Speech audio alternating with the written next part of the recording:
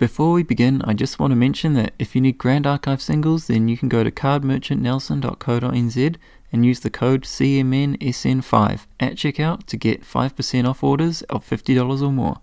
Your purchase helps support videos like this one. Anyway, enjoy the video. Hey everyone, it's James here from Card Merchant Nelson, and today we're going to be going over a deck list for Water Allen. Now this is a deck that I've sort of been inspired to build based off of some results that I found in a recent regional. So recently at the Core TCG Regional Championship, a 120 player tournament, there was in the top 8 a Water Sylvie Allen deck built by none other than the Water Tamer himself. This deck went 5 wins, 1 loss and a draw, and this tournament ended up in 6th place, so I was pretty intrigued by it. It's a pretty unique deck list. I actually made a few tweaks to it, I couldn't help myself, so let's go over what I've come up with. This deck essentially is an aggressive slash kind of combo deck. It's got a lot of water cards, it's got a lot of floating memory, it's got some ways to put cards into your graveyard, like Fractal of Rain, Icebound Slam, and it's got a few big beasties like Galdus, Capricious Lynx, Limitless Slime can get pretty big as well. So yeah, just a bit of beatdown and then just some good water cards in the mix. So let's have a look at what this deck can bring to the table. So here we have it. As I said, it is a Water Allen deck, so of course we are starting with Spirit of Water, and then we have the level 1 Sylvie followed by level 2 Allen, Beast Beckoner. Now for the Regalia we have Scepter of Lumina, and this card is going to be dealing a bunch of damage to our opponents once we start leveling up, helps us close the gap and end games. Then obviously we have the Grand Crusader's Ring and Backup Charger, pretty standard cards here. Obviously we love to draw more cards, help us play more cards and beat down. And then we have a bunch of essentially tech cards, because we are only playing 3 champions in our material deck, so we have a bit of extra room for just some cards that just let us do whatever we want in different situations. So we have Beastbound Paws, which is gonna give us True Sight, it's gonna give us +1, help us deal with some pesky fairies. And then we have Nullifying Lantern. This one is gonna help us stop shenanigans from Erupting decks and Rending Flames decks, and this card is especially effective in our deck because we have Fracturize, which is going to mean that Nullifying Lantern is going to be extremely hard to destroy, because obviously the effect does stick around after it becomes a fractal. Then we have Safeguard Amulet, which is really good against decks that are trying to burn us down. Maybe another water deck with Scepter of Lumina, or maybe Storm Slimes, or maybe even Fireballs. We also have Smoke Bombs. This card is really good at negating cards that have Intercept or cards that have Taunt, because obviously when you give something stealth, you're going to make that Taunt useless. So it's a great way of getting through cards like the Majestic Spirit, maybe a random Stalwart Shieldmate, things like that. It's pretty useful. Then we have Tariff Ring. This card is really good for stopping beatdowns, maybe even for preventing you from dying to a Tristan, doing their big combo turn or something like that. We also have Tithe Proclamation. This card is really good against decks that just want to draw heaps of cards like Rye, maybe even Merlin or Lorraine decks. So moving on to the main deck. Let's start with our beast package. So we have Capricious Lynx, 4 of those. This one has Pride 4, but on enter it does lose all abilities, which includes that Pride 4, which means we're going to be attacking with this immediately. And it's great when you can add buff counters to it and things like that. It's just a really big burst of damage in the early game especially. Then we have 4 Galdus, Terror of Doromedia, and this card also has Pride 4, so you're not really going to be able to attack with this until you get up to Allen, because of course Allen having his ability of +2 level if you control 2 animals and or beasts, so he's kind of just going to sit there on the board not doing too much until you get to Allen level 2, and suddenly he becomes a real problem for your opponent. You can play him early and just leave him there, or when you get to Allen you can actually play it for 4 resources instead of 6 with the level 3 plus bonus. That is if you already have your +2 level on Allen. And then on enter, when you have class bonus, you can get your choice of Spell Shroud or Taunt, which can be pretty useful, especially if you want to keep him alive for a turn. Just give him Spell Shroud. If you want to like save some of your other allies from dying, you can give him Taunt, and 8 health is just a lot to get through, so it can be very difficult for this card to leave the table, and that's great. If your opponent uses a bunch of resources to clear this guy, then that's just a win. Then you have Limitless Slime. He's a bit of a floating memory guy, but of course once you get up to Allen, he starts getting buff counters and can get pretty huge pretty fast. And rounding this out, we've got Ordinary Bear in the norms. Just 2 of them. Pride 2, pretty easy to get obviously online once you become Alan, but we're mainly focusing on the floating memory with this one. We're also, speaking of floating memory, we have Dewdrop Hairs, and this cute little guy, he's got floating memory.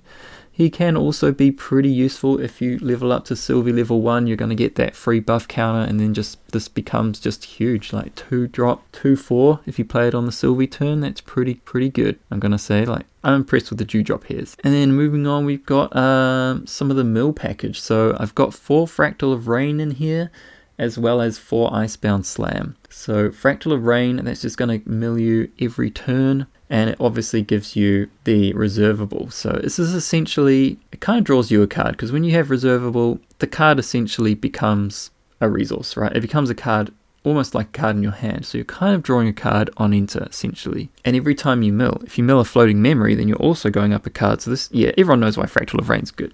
And then Icebound Slam, are kind of a staple in a lot of decks that are trying to mill floating memory, like Nico, etc. But I decided to add this card in because I just really found I wasn't milling as much as I would like with just the Fractal of Rains in the original list. So, you know, you can play this on turn 2 reasonably reliably, and if you're going second, you can just play it on turn 1. You're not always going to get the 8 damage out of this, but, you know, you kind of just want stuff in your graveyard.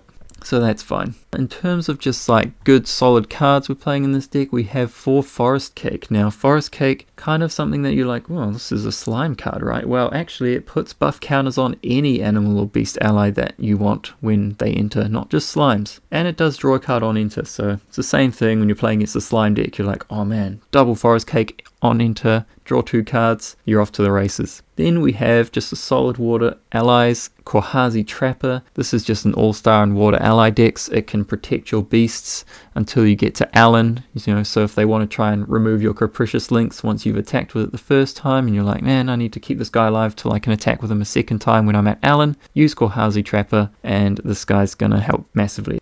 Frostworn Paladin, the amount of floating memory we're going to be putting in our graveyard is really going to make Frostworn Paladin shine. On enter, banish a card with floating from your graveyard. If you do, draw a card and put a buff counter on Frostworn Paladin, and it has intercept. This card is just a monster, and the fact that we can consistently make it a 3-4 is ridiculously good. Then we have essentially the card that makes this deck worth building, Seaside Ringleader. We have 4 of this card, and if you haven't read this card before, well, it's amazing. 3 cost 2/2.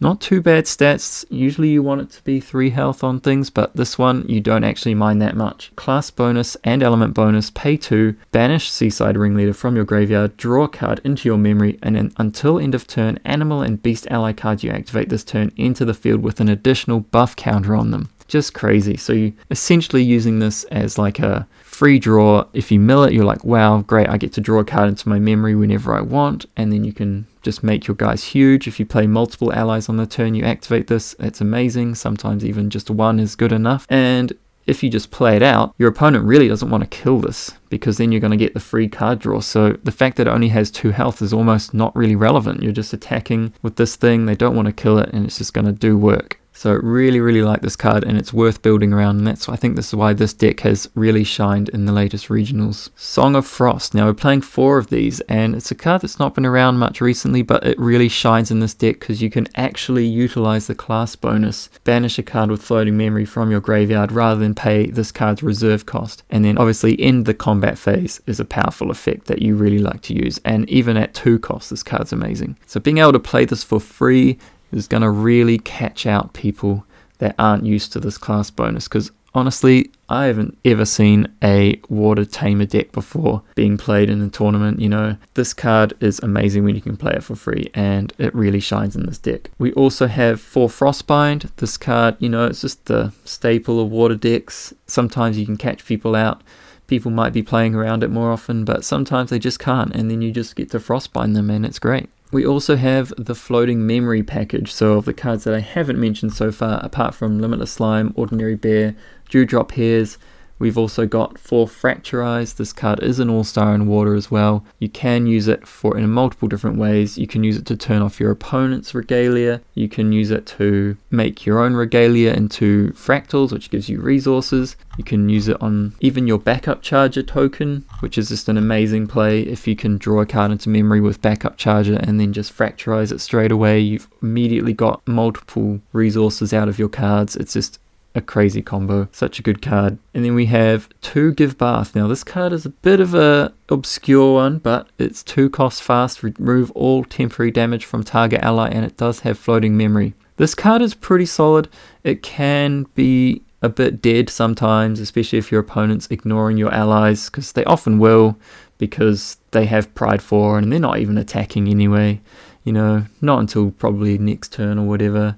So they're just going to leave your allies alone. But sometimes it can be good if you've given your Geldis taunt and then you're like, haha, you have to attack my Geldis now. And then they have to use, obviously, multiple allies to clear it because they're not going to one-shot a Geldis. And then you're just like, Give Bath, remove all the damage, and you've just completely like wiped their whole turn away. They just have to pass the turn at that point, right? So Give Bath can be good in a few situations, and it has floating memory, which is really, really nice in that regard. When you mill it, you're happy. And Refracting Missile, we have 4 of these, just a floating memory card, and the fact that we're playing 4 Fractal of Rain, and we can fracturize stuff on our side, this Refracting Missile can actually get up to a decent amount of damage ending games sometimes, so keep an eye out for that if you end up playing this deck.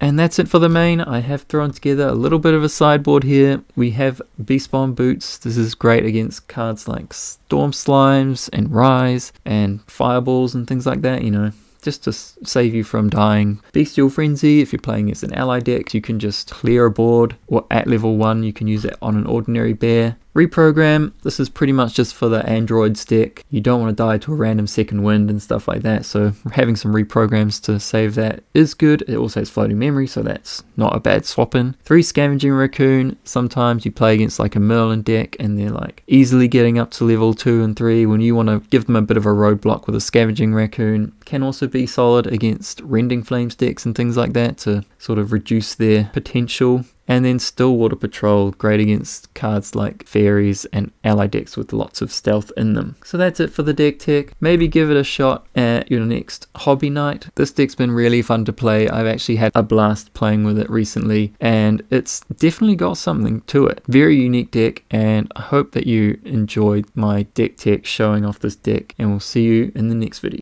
Hope you enjoyed the video. Remember, if you need Grand Archive singles, go to cardmerchantnelson.co.nz and use the code CMNSN5 at checkout for 5% off orders of $50 or more. We ship around the world, and orders within New Zealand over $200 get free shipping. Your purchase with this code will help support more videos like this one. You can also support us by liking and commenting on this video and subscribing to our channel to see more of our uploads. Catch you next time.